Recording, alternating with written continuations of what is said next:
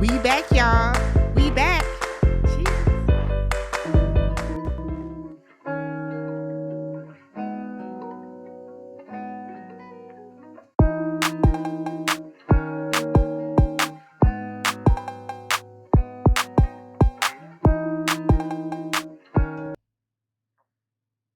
What's up, everybody? Welcome back to the channel. I'm Tammy. This is Tammy Talks. We are here for another season of Love is Emma.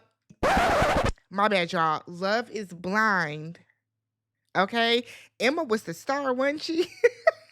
A star. Love is Blind, season 10, episode 1. Honey, I'm home. Before we get started, y'all, do me a favor. Hit that subscribe button. Thumbs up the video if you have hype stuff for the week. I know it's Thursday, but hype up the video. And then leave your comments down below. Now, let's talk about this. Comments. We're leaving comments just on episode 1. Okay, just on episode 1. The same way that y'all got to sit back and eat your Cheetos and drink you some soda or some wine or whatever and enjoy the episode, I would like that same luxury and affordability. Okay, please, please, please do not put spoilers in the comments. I will block you. I will block you and I won't think anything of it. All right.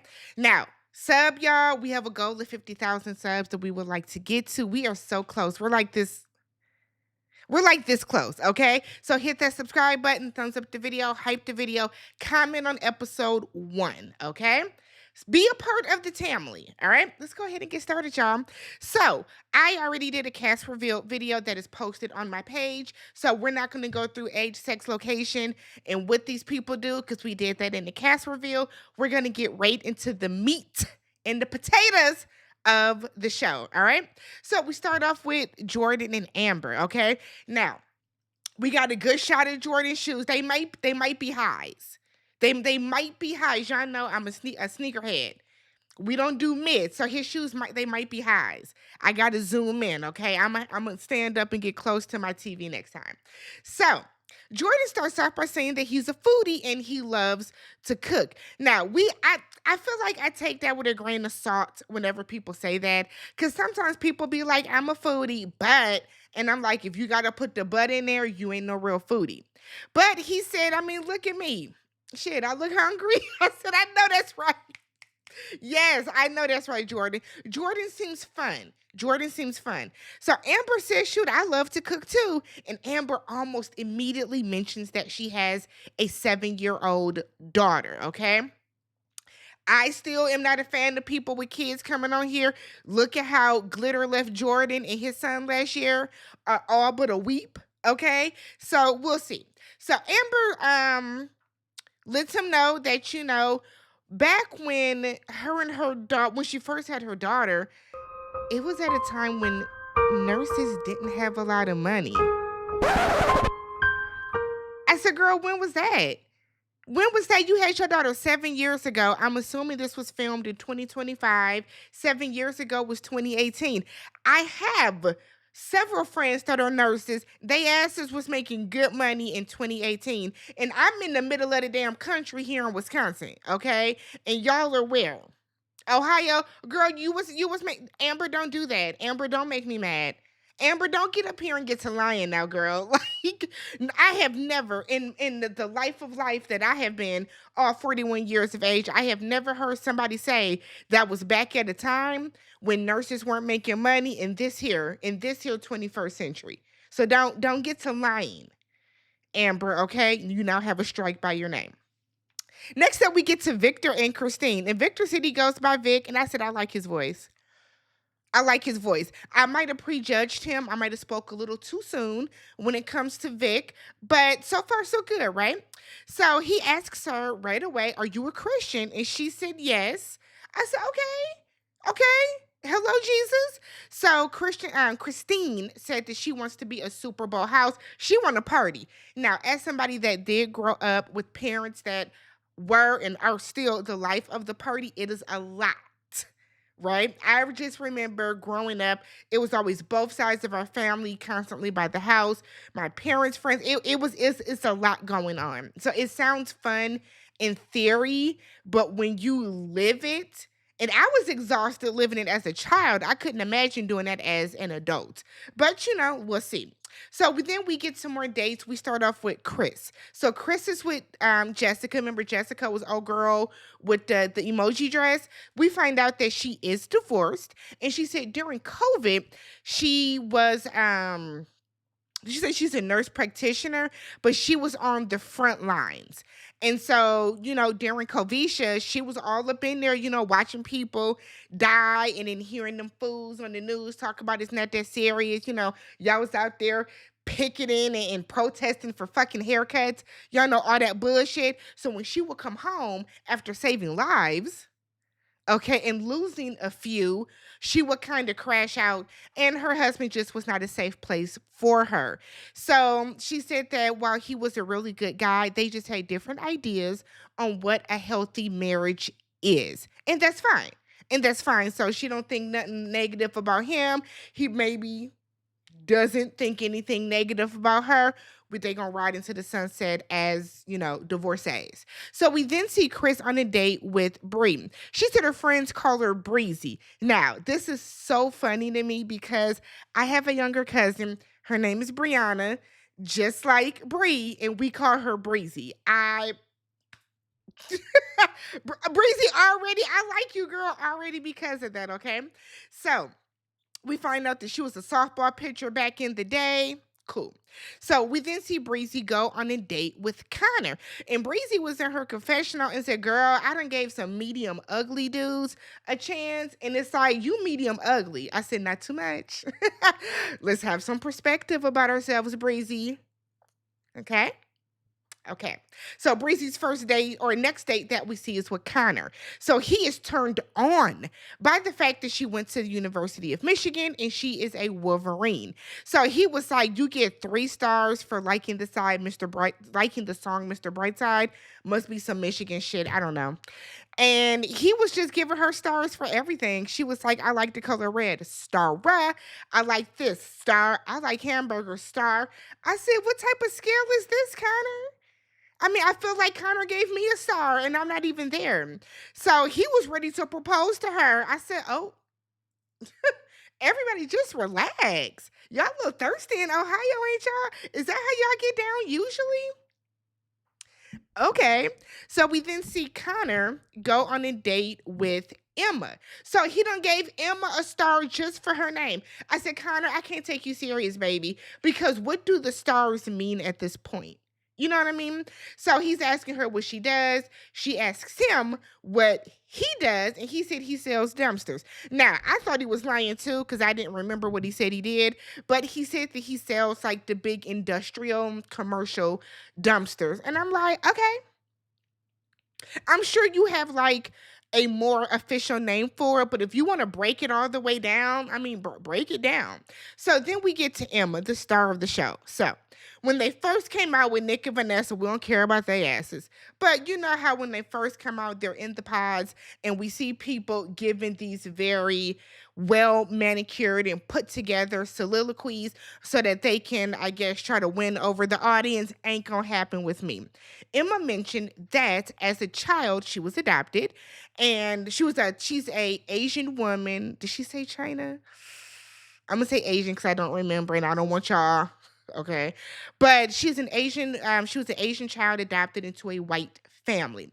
So she had a birthmark that I guess covered over her arm, and because the birthmark could have potentially been melanoma, she has had over 10 surgeries to get it removed. So she has some scarring, which we can see the scarring on her arm. So she's kind of worried about men really seeing that and being kind of turned off. Let's be real, people are vain, right?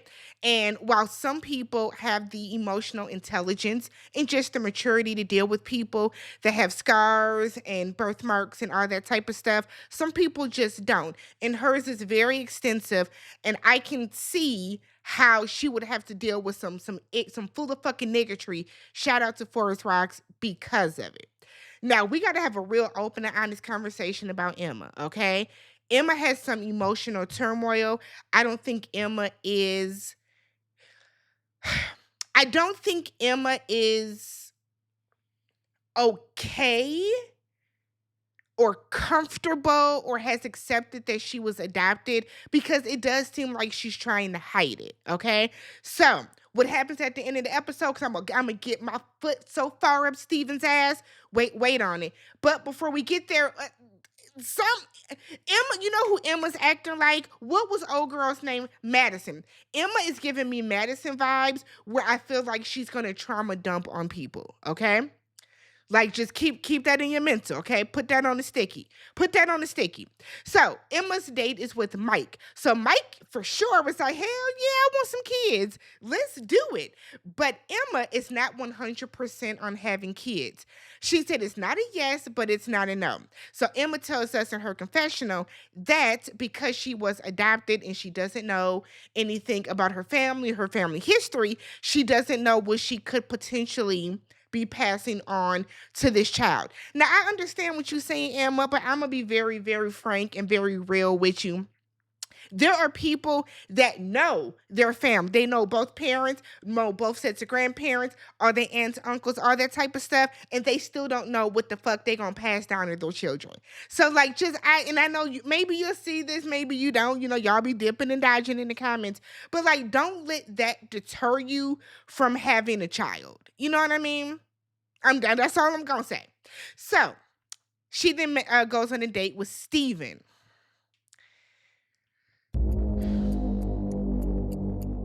During my cast reveal, when I was going through everybody, remember how like my mood just visibly was like, ugh, like my body rejected Steven? I see why. One, y'all told me he got some shit going on. Y'all put that in the cast reveal. And then just the way he behaved this episode, uh, so unbelievably piss poor.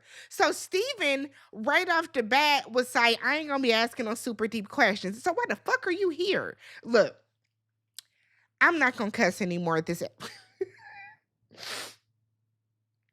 I'm gonna try not to cuss as much the remainder of this video. But Steven ain't gonna get on my nerves. Not today. Not today with this. No. Because how do you say I'm not gonna ask any super deep questions when, like, I guess. But Emma starts telling him about how she adopted her dog. So Steven is like, okay, cool. Would you ever adopt a kid? Now, this, in my opinion, would be the perfect segue for her to say that she was adopted, but she doesn't. And I think that I think that Emma has some emotional baggage that she has not really dealt with. She might need to go see the lady. She might need to go lay on her couch because something is not curling all the way over with Emma. Okay, she doesn't seem emotionally stable. I'm gonna say it like that. So Steven is like, well, shoot, I'm all about adopting kids. Said that he is gonna go hard with Big Brother when he gets out of the past because I believe the children are the future. Okay, teach them right and let them lead the way. And I'm like, Steven. Don't get on my fucking, see, I couldn't help it. Don't get on my fucking nerves. So then he tells the story of how his grandparents met and fell in love. We don't care. We don't care, Steven. But then we find out that Emma has taught senior citizens how to hip hop dance. I said, are you qualified? Nonetheless, let's get to day 2.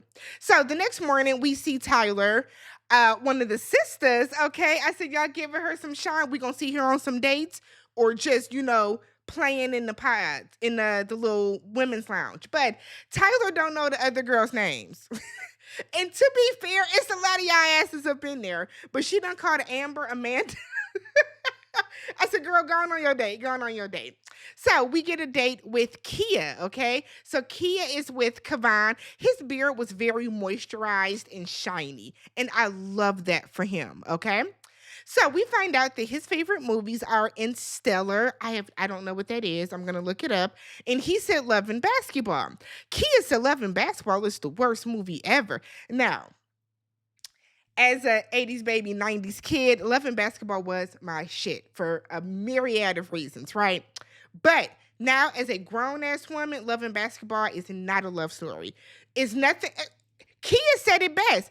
She comes out, Monica comes out and said, I'll play you, okay? And he was like, for what? And she said, for your heart. And they out there, he did dunk on her ass. Like, I promise you, if we out there and I can play basketball, I can hoop. Truth be told, okay? Call me Swish. Now, if I'm out there and I'm telling a nigga, oops, can't say nigga anymore, Miss Maryland's gonna get upset. But if I'm out here and I'm telling a nigga, like, I'm gonna play you for your heart and you dunk on me, the way I'm gonna go back in the house, because no, ma'am. Kia said that her favorite movie is Love Jones. Classic, but a lot of people have their reservations about Love Jones. So, Personally, my favorite black rom-com is Brown Sugar, but we all have our favorites. What are your favorites? Put your favorite rom-coms down in the comments. Bonus points, a star if it's a 90s movie. So we find out that Cavan has been single for 2.5 years. He said that his ex was a good woman. She just wasn't his person, but he has learned a lot from her. I'll be the judge of that, okay? So as he's leaving the date, Cavan is in his confessional talking about Key is cool and all. I could see her as a best friend. I said, ooh, friend zone. He said, but Tyler, that's who I'm feeling. So Cavan goes on a date with Tyler. So Cavan said that he's in Columbus and she's in Cincinnati. Love is blind. Didn't I say I didn't want none of this bullshit this season? Look, this is why you don't make the show Ohio. Y'all should have picked a city. Now, I don't know much about Ohio, personally, outside of LeBron. And I guess the Football Hall of Fame is there. Is that Canton, Ohio? Yes, that's all I know about Ohio. And then the Ohio State. Y'all know how y'all act. But I hope this is not a storyline because I'm not interested. So Tyler said that she is hoping to find somebody who would relocate for her, but she will do what needs to be done for her husband. Tyler, we're going to have a word, sis, because listen. Tyler gives this beautiful speech about how she is a director in corporate America before the age of 30. And as a sister, as a black woman in white ass Ohio, that's a feat, right? As a corporate girlie myself, that is a feat, right? You don't see a lot of us. The higher you climb the corporate ladder, you just don't. You don't. But the way that she was like, leaving this job would be crazy. But my husband, no, fuck that. No, ma'am. Girl, do not leave that good job that you have for some nigga you met on this show. Don't. He needs to be moving to where you are, sis. I'm going to say that. I'm going to say, Tyler, please don't embarrass me and get me upset this season. I would hate to have to come back and address this with you, okay? So we get to one of the Alexes. They didn't put a letter up, so I don't know. But he is on a date with Ashley. So off rip, they're talking about how good of a kisser they each are, who has all the covers in bed. She says sex is important. He likes dirty talk, so y'all didn't have nothing meaningful to talk about. Next couple, Mike and who? Emma. So Emma tells Mike that she liked his vibe right away, but don't get me wrong, but it wasn't like a 100% yes. Emma's gonna piss me off. I'm gonna tell y'all now. I feel like Emma's gonna really piss me off this season. If you know, do not put it in the comments. But she lets Mike know how she likes how attentive he is. She feels very supported when talking to her. He lets her know that he has had her very high on his list because he feels like he can be himself with her. He doesn't have to pretend to be someone else. He's very relaxed. He can just do, they can what when they woo and all that type of stuff. But he wants to know why she has reservations on having kids. I'm going to say this to you, Mike. If she has reservations on having kids and you 1000% know that you want kids, she is not the woman for you. It's very simple. There are 19 other, how many people are there? 19, 20, 20. It's a full list of other heifers that are over in the pods that you can continue to date. Like, I really want Mike to understand this and understand this very well. Emma is not going to change her mind, okay? So she plays it off, Emma, as this internal struggle. And I don't know. I'm not adopted, so I don't want to speak out of turn and say that she needs to be more open with it. But the way that she's like skirting around it and being awkward makes it seem like a bigger deal than it is. If you don't want to talk about being adopted, that is 1029.2% your choice. However, girl, you got to know how to make the conversation flow, because what's happening is Emma's being asked these questions, and then she like stalls, and then it's like, okay, so what's happening. You know what I mean? So Mike assures her, look, I don't want kids right away. Shoot. I want to get to know my wife. I want to explore my wife. I want to travel with my wife. And then when we are comfortable, then we can leave our mark and we can leave our impression on the world by having kids. Emma then says if she finds the right person, that it could happen, but it's not guaranteed. Again, Mike, full stop. Full stop. This is not your person. Mike said that he doesn't want to end up choosing between the love he has for his wife and then wanting to have a kid. And I feel like that is what's going to happen with Emma. There's no guarantee. And there's nothing wrong with Emma not wanting to have a child. There's nothing wrong with that whatsoever. But I just feel like, Mike, this is not your person, okay? So Emma's then telling him that she'll fit him in tomorrow. And the way that this went back and forth, she called him buddy. I was like, Mike, I got the ick. Mike, go on to find you somebody else that wants you, okay? So we then see Emma on a date with Connor. Emma feels that their conversations have been very surface level. She sees parallels to her past relationship where they didn't get deep until they had some liquid courage. So Connor is like, well, I'm very confident in what we have. And then he gives this speech about how he won't leave her or abandon her or anything like that. But I didn't believe it, and I don't think Emma did either. We then see Emma and Steven, and I said, okay, love is Emma. Girl, I hope you got a bonus for carrying the episode. Steven said that it is a lifelong goal of his to be a Hanes underwear model. Let me tell you this, Steven. Let me tell you, like, it's the audacity for me. Unless you a butterface, but like, it's the audacity for me. So Emma was like, that gave her the ick, as did me. Okay. She then, because like, Emma then said that she is worried about him not being able to turn off the funny. And that's one thing that we see happening a lot, not just in the pods, but just I feel like in general in the world. Some people like to do the funny person and they want to be the loudest voice and the biggest personality in the room. That shit's a turn off, because I need to know that you can be serious. Like, I don't want to come to you and I got a real deal issue and then you laughing and shit like it's funny. So he's like, no, I know how to turn it off. Yeah, sure. She wants him to be a little vulnerable. So he then asks her if she wants him to be a sad boy sensei. And that gave her the ick too. I mean, girl, how many icks you got to get before you out? 3 icks, you're out. So he then asks her, I'm going to put the mirror up to your face. If we have hard conversations, can you be honest and answer? Now, I personally said no, because you can't even answer why you really don't want children.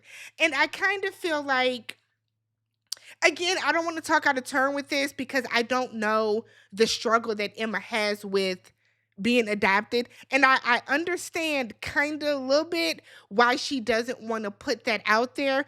But at the same time, I kind of don't. And maybe it's not for me to understand. I will say, though, I think that Emma just has to be more.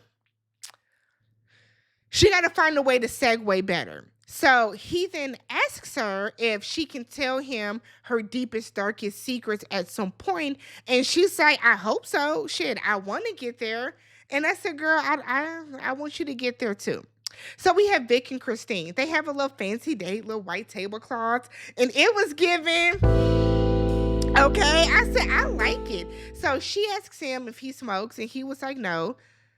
And he was like, "Do you?" And she was like, "No." I mean, they both are like, I mean, we did back in the day, but we don't. So she said that she got a misdemeanor at 18 years old for having weed on her. I said, "Oh, girl." She said, "But I got it expunged." Vic says, "Should I had the same thing happen?" She then asks if he had any other arrests or charges or anything like that. And he said not for anything crazy. That told me he got something else on that record, okay? But he explains that in his adolescence, he was attracted to a certain type of behavior when he was 14, 15 years old. But by the time he was 18 years old, he had turned his life around. And clearly he has because he's a professor at a college, okay? So Christine talks about the guilt that she has from feeling like she's not doing enough for her mom, and her mom has had, a particular type of life, and she doesn't, when her mom does, going on to glory, she does not want to have basically survivor's remorse. That's what I got from it. So she talks about how she doesn't have the best relationship with her dad, and one day her dad was driving her and he must have been swerving in and out of the lanes. And so somebody else called, you know how you can do those calls and be like, "Hey, it's a gray Volvo. Y'all might want to come check it out." So he must have been swerving. And when he got pulled over, he gave her, she's in the back seat, a pill bottle to hide. I said, "Girl, what type of pills was your daddy on?" Oh my God. It's also the fact that you remember that. So I wonder how old she was. Um, Christine has some inner turmoil that she still needs to work through. She hasn't really forgiven her father. Um, so she like there's some things she still needs to work through. So Vic sympathizes or empathizes, I guess is the better word, with her, and said that he had a stepfather that had an alcohol problem. And there was one day where he heard some arguing, fighting, whatever, whatever, coming from a different bedroom. Whew, Jesus. Oh, that just scared the shit out of me. Hold on, y'all. Okay, y'all, my bad. Scared the shit out of me. Okay, so what was I saying? So he heard his mother getting abused in the other room, and I guess his mother like cracked the door kind of open, and he saw a sliver of like into the room, and his stepfather was like grabbing his mother's hair. So he's like, "I'm the only man in the house," but he was still a kid. So he ran to get his sister, and his sister was about that business, right? So his sister ran up in there, and if you do this, that, or the other, keep your hands off my mama type shit, all the type of energy that we all would have gave. But he was saying how, they got the man up at the house, whatever the case, and he now forgives the man. His mother has now moved on as well, and she's healed and all that type of stuff. So it was just kind of on some, I think it was reassurance to her that like you will get there. You will get there. So Vic reads a little poem that he wrote, and I was like, "Damn it, I like them." When I see them, I like them. I like them. Vic, I still got my eye on you because I know how them boots be, but I got my eye on you. So then we get to Emma Cam. So it's Emma and Steve. So let me wet my whistle for this one because I'm about to get upset. So Steven asks Emma her ring size, okay? She don't answer. So she reveals that she was adopted at the age of 3. He was like, "Okay, so are you the only one adopted or were your siblings?" And she was like, "No, just me." So Stephen feels that this is going to reveal something about her identity that she hasn't shared yet with him. Now, she is assuming that he is trying to guess her appearance. Now, I don't think he was trying to guess your appearance because girl, you could have, it's so much noise in the hallway. Fuck. I'm not editing none of this out. Um she could have been a white girl getting adopted into a white family, a black person getting adopted into a black family. So I don't know why she's kind of, it's something internal going on with Emma. So she said that she doesn't like that he's trying to guess. And he was like, "It's not about your appearance." And she was like, it's not. So what is it about then? So Stephen said that he is taking this process, you know, He just wants to take it serious. He wants to dig deep. So Emma's like, well, I'm just trying to take this process as, he cousin a shy girl. You're hiding. Now, in this moment, even though Steven is being an ass, he clocked her. Emma is hiding something about her. Again, whether it is the embarrassment or shame that she feels from being adopted, maybe it's embarrassment or shame that she doesn't know her birth family. I don't know. But there is something, there honestly and truly is something in Emma that she's not sharing and that she's not being truthful about. So Stephen is asking her, okay, so do you want to adopt because you know how it feels? You know what that process is like? I thought that, again, it's a valid question, but it's also like his delivery and his tone are just very off-putting. So he then tells her that the whole point is to not hide things from the other side of the wall. So now Stephen is getting upset, right? Stephen is now upset that Emma is not telling him what he wants to know. So now he about to really start to show his ass. So Emma lets him know that she was born with a birthmark on her arm.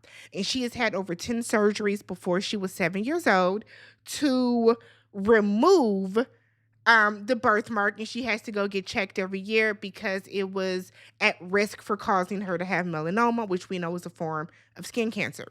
So she said it's something that she struggles with, and it has impacted how people have perceived her because, as I mentioned before, people are vain. People are vain, okay? So he then asks her if she is getting sad, and she's getting a little emotional about it. And then he's like, I can get you out of this funk. Want me to get you out of this funk? So he decides to tell her the story of his first kiss. Now, he said he kissed a girl at the Barnes and Nobles after they went to the movies, and they both had braces, and it was whatever, whatever. And it was in 8th grade, and he wanted to do it, wanted to have his first kiss because he felt so far behind because all his friends had had their first kisses in 6th and 7th grade. So he's like, okay, what's your first kiss? So she was like, it wasn't memorable. It was just a kiss. This motherfucker asks her, how did she lose her virginity? What? That, what?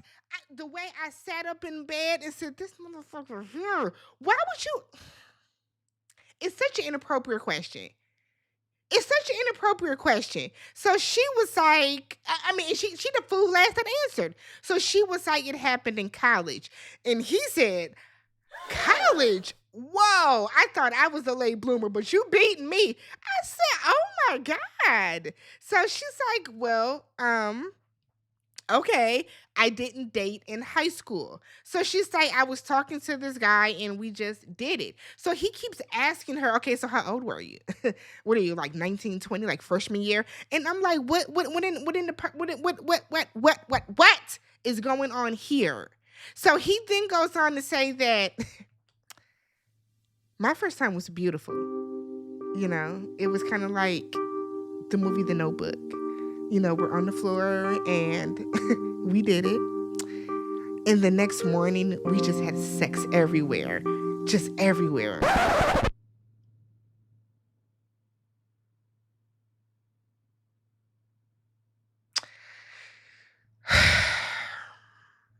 He then goes on to say that every girlfriend he's ever had watches The Notebook with him so he can set the expectation. I said, you nasty son of a bitch. This whole conversation was disgusting. Let's be very clear about that. Let's be very, very for real about that. So then he starts pressuring her to want to talk about her first kiss again. And I'm like, why? So you can get your yayas off real quick? While she's talking, he gets up and he cracks open a White Claw. And then she's like trying to talk, and he's over there like doing all of this. I said, wow, it be the ugly motherfuckers that act like this. It be the ugly motherfuckers that act like this. Your hairline is... So she lets him know, look, I don't like you interjecting in the story and trying to jump in. He's like, I wasn't doing that. And that was bothering me long before she even said it. If it's one thing I can't stand is if I'm telling a story for somebody to try to interject and finish the sentence for me or interject words. You're not even letting her think about it. You're not even letting her think about it. So she tells him, look, my other connections are just stronger with other people. The way he damn near runs out the room and then he goes back to the men's quarters and is acting like he dumped her and was like, yeah, it's done. It's done. Cause you a whole fucking weirdo. She goes back to the women's quarters and immediately breaks down. I said, oh my God. So then we get a montage of Vic and Christine. Shout out to them. She prays, he proposes. And then in the women's quarters, I don't know what happened, but somebody crying, everybody is like, yikes. I mean, girl, what did you do? We saw the girl trying to open the prosecco, and then we saw the other girl put it on. Like, did you poke yourself in the eye? Was it with, like, I don't know what happened, y'all. So maybe we find out in episode 2. I don't know. But do me a favor, subscribe to the channel. If you if you jumped when I jumped, if you laughed at me jumping, because it's music coming on and it's a lot of shit going on today. Everybody, I'm recording. But if you enjoyed this video, do me a favor, hit that subscribe button, thumbs up the video. We will be back for episode 2 very shortly. Let's talk episode 1 down below. Catch y'all in the next one. Peace.